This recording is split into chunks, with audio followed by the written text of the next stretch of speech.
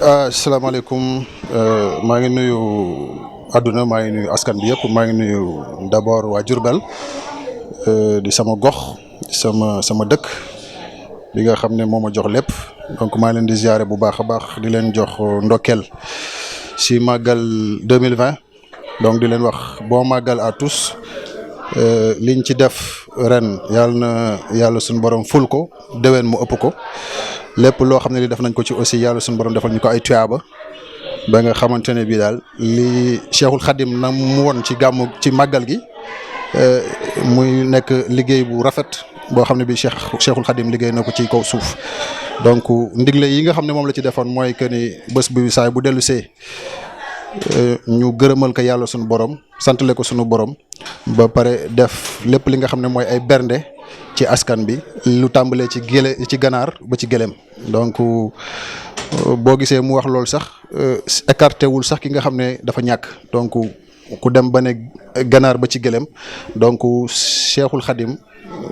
da cee boole ñëpp képp koo xam ne kii am nga la as tuut loo xam ne mën nga ko def ci màggal gi nga génne ko def ko ci askan bi. donc muy nekk lu am solo màggal du Touba nekk na bés boo xam ne bii bés bu wër àdduna la c'est un événement international léegi donc ñëpp a koy fêté da ngay gis ni ñii di jóge États-Unis ñii di jóge Italie ñii di jóge dëkk yu nekk di ñëw Touba ñii di dal Diourbel ñii di def seen màggal à Dakar. donc jour bi nekk jour bu spécial jour bu rëy ci Sénégal donc ñëpp a koy fêté ñu def lu dul kontaan ci bi ñu nekkee Murit di sant suñu borom aussi bi mu ñu booleeg Cheikhul Khadim boole ñu ak sëñ Fallou sëñ Abdou Lahad boole ñu ak ay jëwriñ yu baax ma fàttali rek ne sëñ Mountakha bi muy dégle ci màggal gi aussi wax nañu respecter les mesures barrières par rapport au Covid-19 donc ñu bañ ko fàtte parce que bala nga tal feetu aussi da ngay am wér-gu-yaram donc loolu yëpp dafa ànd di wax ne rek na le spirituel et le temporel vont ensemble spirituel mooy wàllu état temporel moom mooy li nga xam ne mooy le temporel autant pour moi étant ce qui appartient à l'État li nga xam ne mooy spirituel appartient au chef religieux à la vie la morale la religion donc ça englobe beaucoup de choses donc nit ñi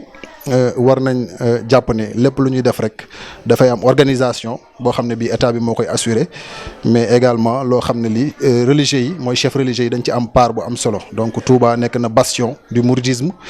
Diourbel nag nekk une ville religieuse boo xam ne bii kenn contesté tu ko ñu am ci mbégte lool di ci def sunu bernde fii à Diourbel donc mouvement Diourbel d'abord di mouvement citoyen boo xam ne bii mi ngi yëngatu ci lépp loo xam ne social la. voilà donc ñu ngi fii tey au niveau de Diourbel avec la couverture médiatique de VFtv ak Bawol News donc di def une petite présentation de ce qu'on a fait durant le Magal de Touba mu nekk modeste contribution parmi tant d'autres parce que murid yi moom lu ñu dugg boo xoolee kii da nga naan moo ëppale kële donc voilà am na fu mu tàmbale mais amul fu mu yem donc présentation boobu laa amoon. bon jëmm ji comme ni ma koy présenter tout le temps nit du fëgg danam ne man maay diw. mais da ngay wax rek ne Diourbel laa dëkk fi laa juddoo fi laa màggee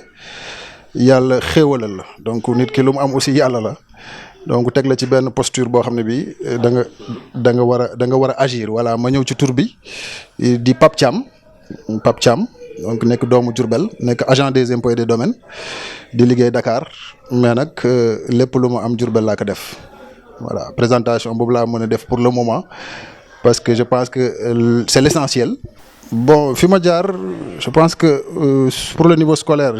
jaar na Kaolack après ma dem université Saint-Louis fa laa amee sama lijaasa avant may pare sax maîtrise am naa sama concours ENA donc ma dugg fa nekk contrôleur des impôts et des domaines commencé liggéey Dakar en octobre précisément le 17 octobre 2007. ci laa jël fonction donc depuis lors maa ngi doon def ay action sociale au niveau de Médinatoul ba ni ma tuxu si Grand Diourbel par la suite defaat na concours ENA aussi jàll comme inspecteur des impôts et des domaines par la grâce d'Allah di ko sant yàlla ci laa commencé nag di def samay activité parce que dañ naan balaa ngay sumb dara balaa ngay def leneen da ngay jàng ba pare da ngay jàng ba pare am ci loo téye loo xam ne lu wóor la yaa ko liggéeyal sa bopp ak ndimbalu yàlla nga doog a dugg ci li nga xam ne moom mooy social wala politique. Donc sama parcours daal ci gàttal loolu la. Maintenant le CV, peut-être je pourrais dire que je suis diplômé juste d'une maîtrise en droit, mais également je suis titulaire d'un brevet de fin d'études en formation au niveau de l'ENA. Donc je suis actuellement inspecteur des impôts et des domaines au niveau de Dakar, au niveau du centre des moyennes entreprises.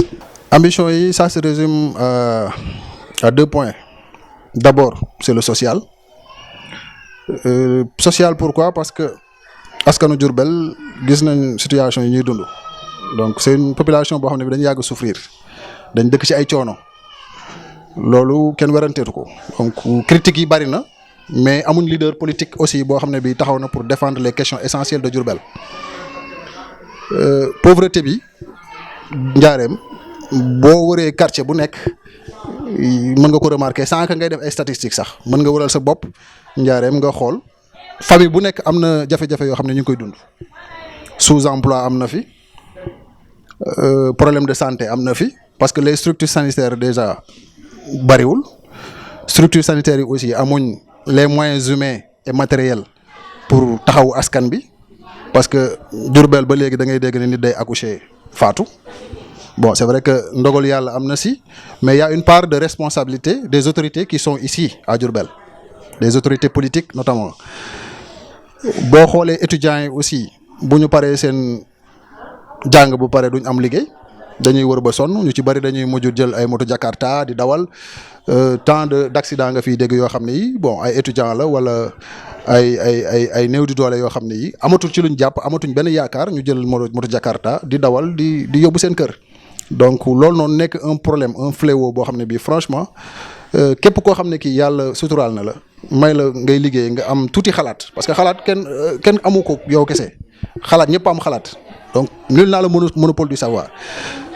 mais boo amee xalaat bu tuuti sax nga ne naa contribuer tuuti ci li nga xam ne moom mooy développement Diourbel, changer le visage de Diourbel, changer mentalité yi,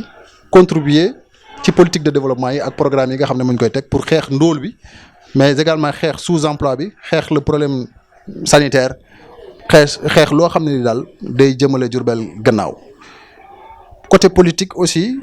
engagé wu nañ ci actuellement je pourrais dire que li tax ñu dugg ci tey mooy li ma la wax rek mooy corrélation la am parce que boo nekkee ci gox aussi nga gis situation yi difficile sa yaay di ko dund say jeunes di ko dund xam nga yow nga nekkoon étudiant xam nga étudiant li méttee nga dem ba am sa diplôme toog sa kër xam nga boo yeewoo dañ lay jox ndékki booy ataaya da ngay ñaan maire bi xam nga c'est des problèmes yoo xam ne yi en fait da lay pousser yow nga révolté wu pas révolté wu au sens voilà jóg di xas état wala ngay saaga wala ngay def lu nekk sulul noonu mais juste pour contribuer pour nga wane ne man aussi mën naa participer ci développement Diourbel mën naa joxe sama xalaat pour que les politiques aussi ñu bàyyi xel que ni askan bi ñoom ñoo leen fal. Donc askan bi bu la falee aussi dafa am loo xam ne moom nga leen war a jox en retour te lépp loo xam ne dañ koy contribuer muy impôt di taxe ñu koy dugal ci caisse état bi nit ñi ñoo koy joxe ak entreprise yi ñooy fay président ñooy fay ministre ñooy fay député ñoom ñooy fay ñëpp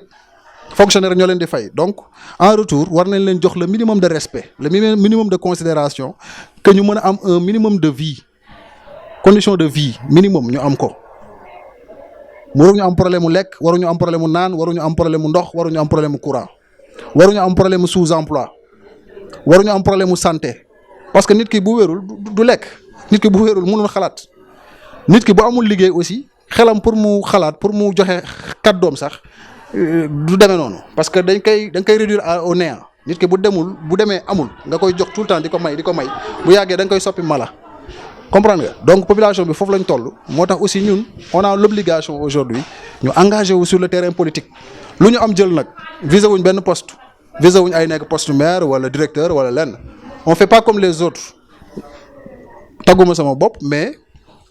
en tout cas une nouvelle vision est née ñun dinañ ci joxe sunu participation ba mu mat sëkk dinañ ci joxe sunu contribution au niveau de la mairie au niveau du conseil départemental au niveau des autorités à Dakar dinañ leen rappeler que ni la ville de Diourbel est là il faut penser à la ville de Diourbel auprès des chefs religieux tout à l'heure j'ai rencontré sëñ Atex Mbacké mais wax naa ko suñu mébét ci Diourbel ne ko nag Diourbel amul leader boo xam ne bii mën na taxaw pour défendre les questions essentielles loolu moo tax ñun ñu jóg en tant que structure mouvement citoyen di xeex pour que Diourbel change visage te bu changer visage ñun ñi fi dëkk ñun ñoo ko gis voilà balaa muy jariñ keneen ñun ñi fi dëkk ñun lay jariñ donc voilà loolu moo tax daal ñu dugg ci politique maintenant nag c'est pas une politique politicienne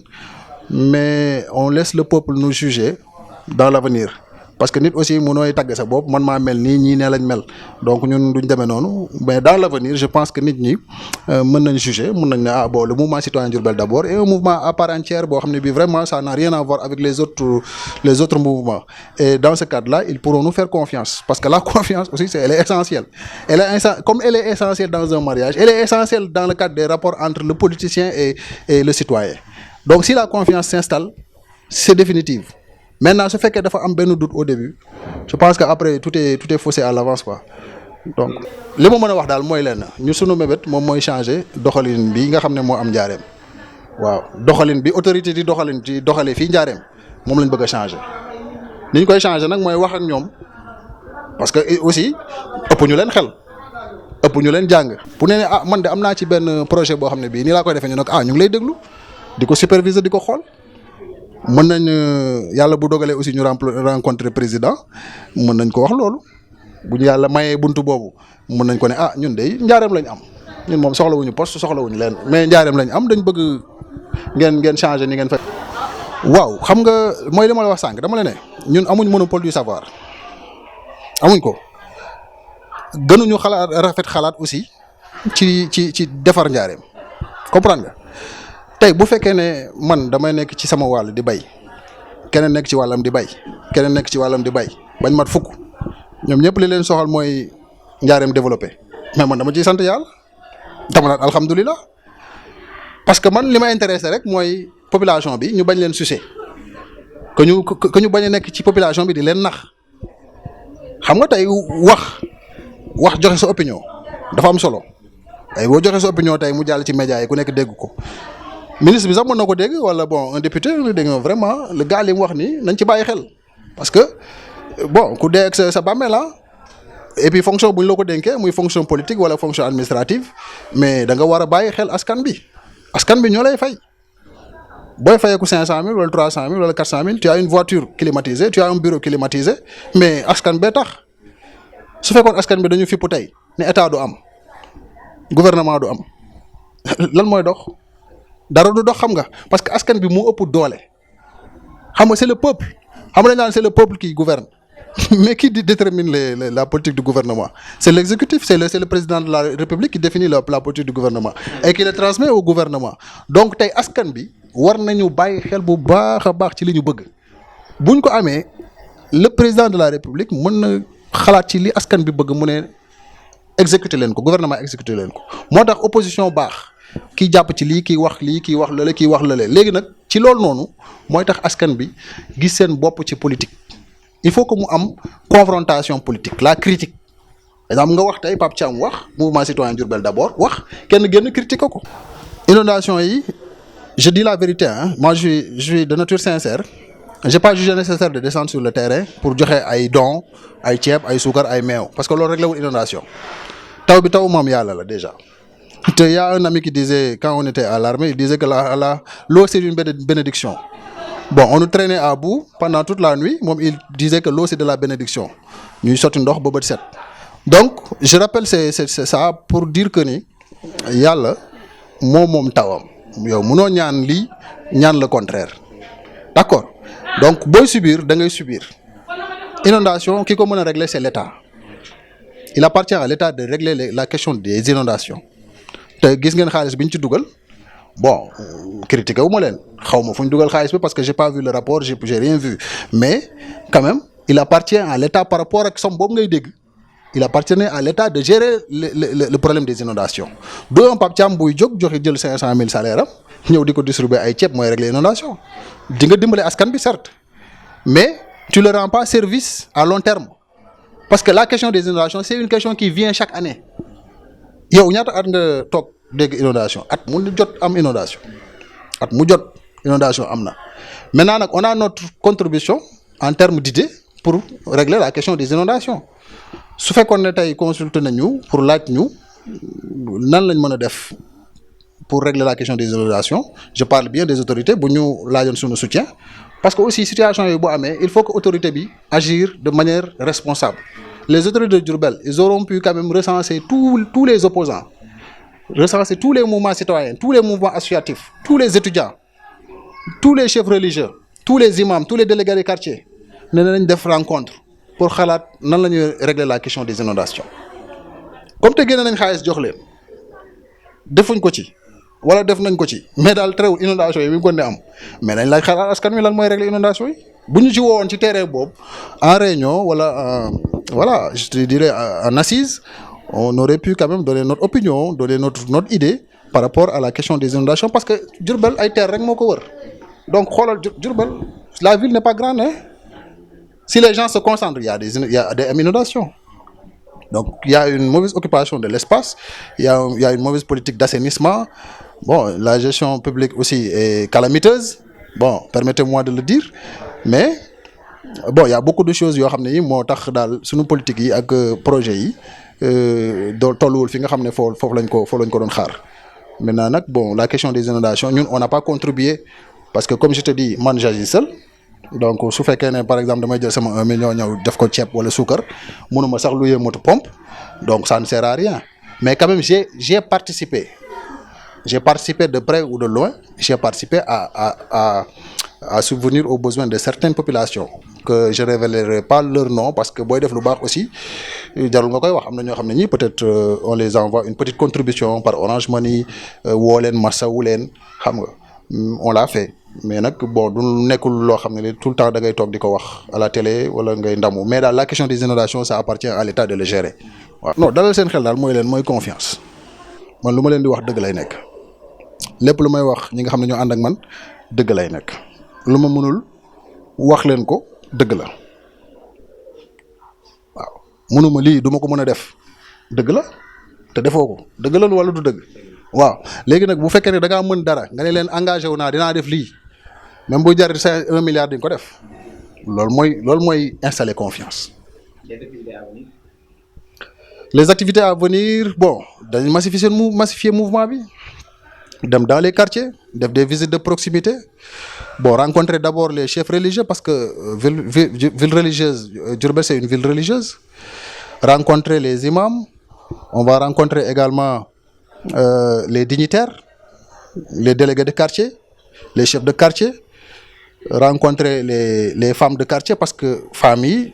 c'est la population la plus active hein ñoom ñooy yëngatu ci lépp parce que ñoom ñoo fi des daanaka donc dinañ rencontrer mbootaayu famille waxtaan ak ñoom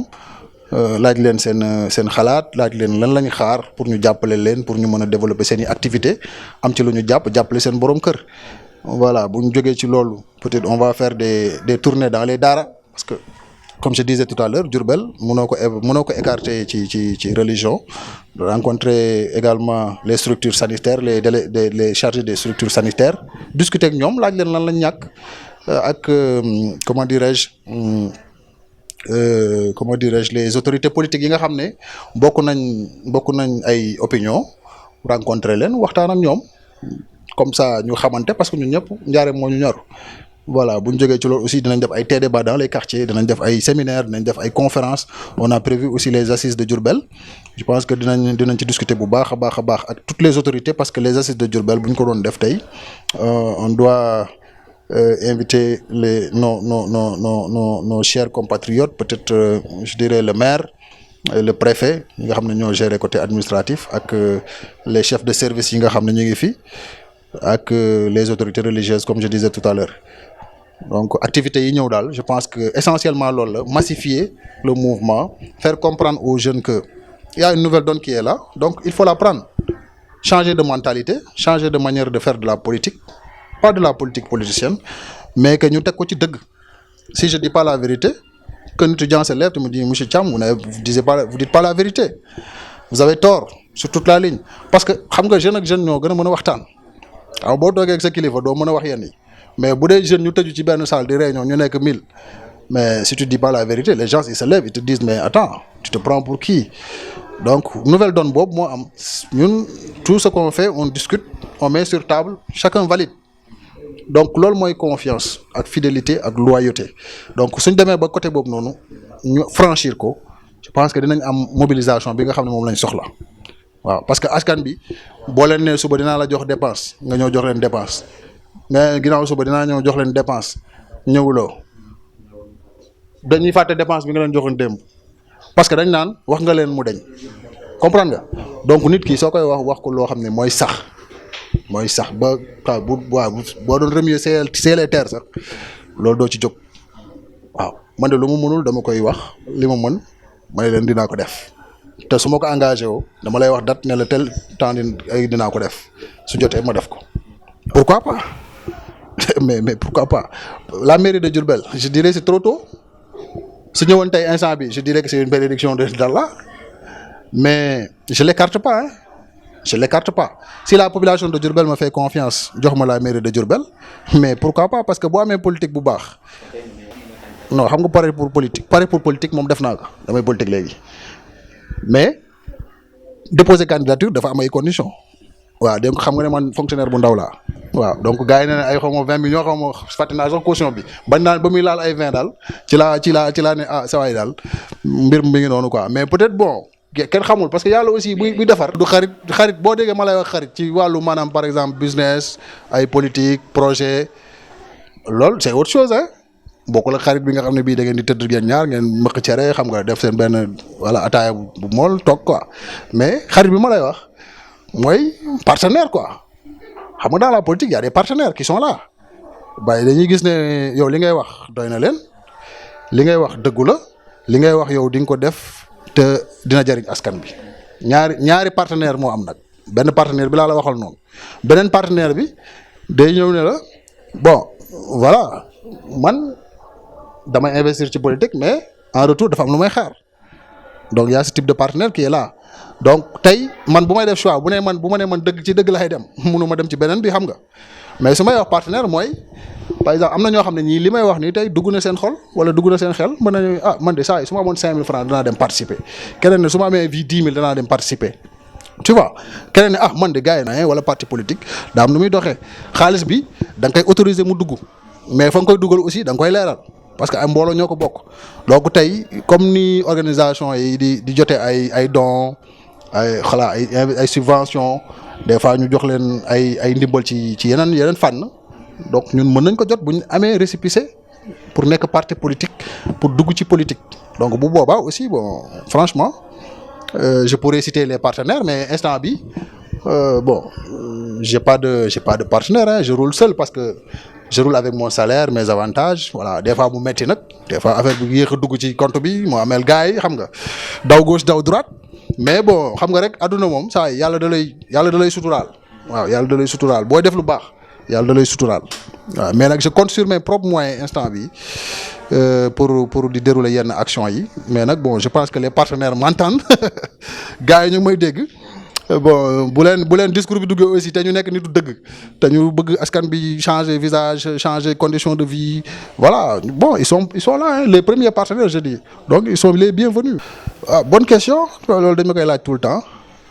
pare naa pour jàppale kenn je dirais non parce que parmi les demandes que je reçois aussi il y a un choix à faire xam nga gars yi moom bu fekkee am nga 100 personnes sax. dañ lay woo quoi ne la gars yi booy ñëwal jàppale ma quoi xam nga ñëwal far ci ñun affaire yooyu mais aussi nit da ngay demee say principe donc instant yi j'ai pas de d'allié politique mais nag on l'écarte pas gis nga en politique il faut jamais dire jamais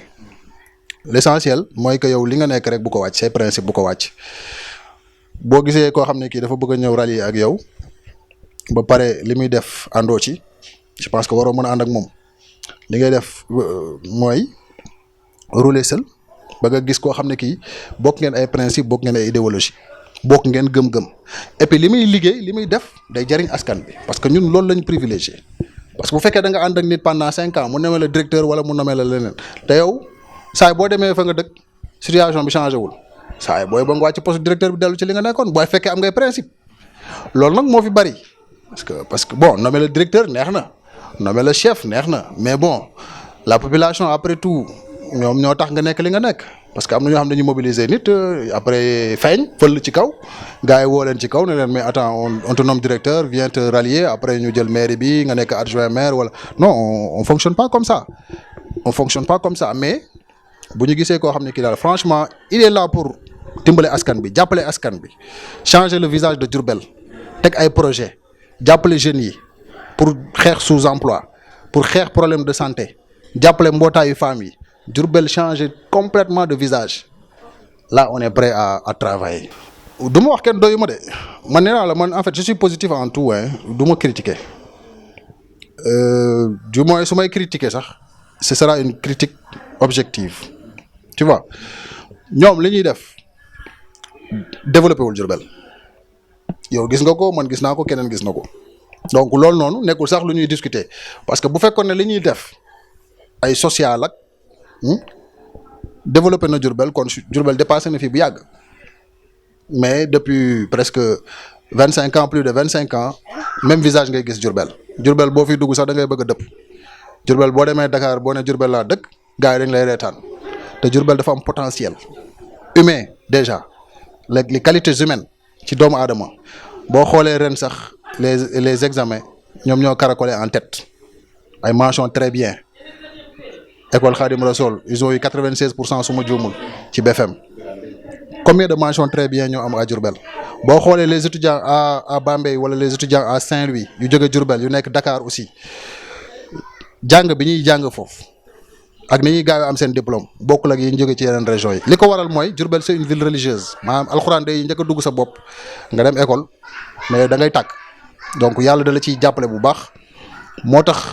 potentiel bi ñu am autorités yi bu ñu ko exploité woon bu fekkoon def nañ seen liggéey carrément je pense que Diourbel dépassé na fii mais nag bon je dirais pas que leur politique est mauvaise mais il y a une grande part qui reste boo xam ne bii ñoom defuñ seen liggéey carrément. conseil que je peux donner mooy s'approcher de la population wàcc ci terrain bi xool askan bi li nga xam ne moo leen metti xool askan bi li nga xam ne moom lañ manqué ñu def ko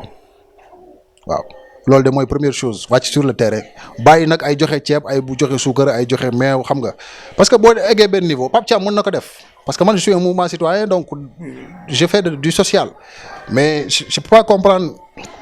un directeur ou bien un ministre. Voilà, je dirais même la politique du gouvernement. Bon, laisser en rade la ville de Diourbel.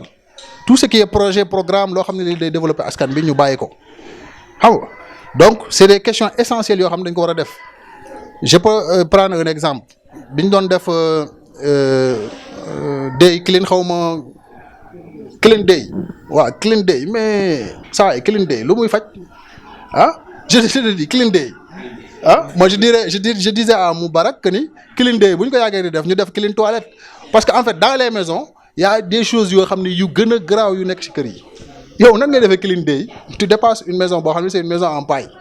nga da ngay def clean day quoi da ngay nettoyer buntu kër gi romb ko nettoyer tali bi yow une maison en paille tu dépasses une maison en paille en ville mais ce que tu dois dire mais attends moi je suis le ministre ou bien je suis le président mais attends mais il faut donner 20 millions ou 15 millions à titre d'investissement xool benn jeune wala bu kii bu nekk ci kër gi boo xam ne am na diplôme mais nga ne ko xaaral ma jox la investissement nga liggéey mais nga tabax seen kër après lii boo demee ba sa liggéey dox ngay rembourser ndànk-ndànk tu vois moo ma gënal ay clean day xam nga gaayan yow clean day mënul defar Diourbel dañ waxante dëgg da ngay raxas ba set mais Diourbel du xam nga lan mooy problème bi c'est que nit ñi on se comment dirais-je dañuy on se trahit quoi entre nous parce que une politique doit être calée sur le long terme tu vois ça doit pas être une politique conjoncturelle tu vois ça doit être une politique structurelle foofu la ñu tubaab bi rawee da ngay def politique boo xam ne bii askan bi da ci gis boppam génération en génération lu ñuy wax développement durable mooy c'est-à-dire que nga def développement boo xam ne bii nit ñi nekk ci jaww ji fi mu toll nii dañ ciy gis seen bopp mais nit ñi di ñëw seen i sëtaat sax dañ ciy gis seen bopp te pourtant ñoom ñoo la gën a xam loolu parce que dañoo jàng ba ne ñu ci am seen i diplôme lañ dañ leen a jox ay sujets ñu traité ko ba tàyyi ay développement durable citoyenneté nangam yooyu boo leen ko joxee dañ la koy traiteel 20/20 la ñuy am donc pourquoi pas ñu mën ko mettre en action ñu mën ko exécuter sur le terrain il y a un problème pose-toi la question am nañu ci yéen ñoo xam ne nekk nañ étudiant donc dañ lay jox benn sujet nga traité ak gars yi waaye prof bi day lire day kontaan may la 18 waaw xam nga mais yow léegi yow ñu jox la fonction yow léegi yow li ngay def daal mooy taal sa clim taal sa oto takk sa jabar yu nice tabax say kër yu nice à Dakar xam nga bàyyi population Diourbel ñuy galérer tu vois non en fait loolu moo fi nekk quoi buñ naxante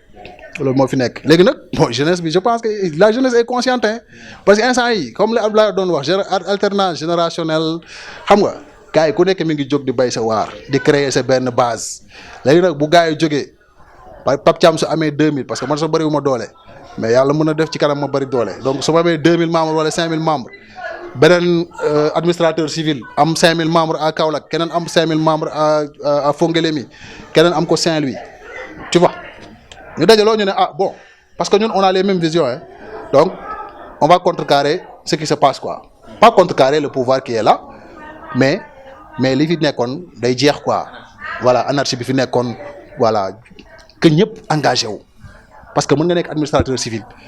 mais si tu t'engages pas aussi tu sers pas normalement ton pays da ngay recevoir ay ordres tu les exécutes si tey man bu ma exécuté wul samay ordre Matam lañ may affecté tu vois am na ngaañ boo xam ne bi sax bu ma ko waxoon état bi tey xam naa ne boo moytuwul suba su ma xëyee gars yi dañ may affecté dañ ma affecté nañ la Matam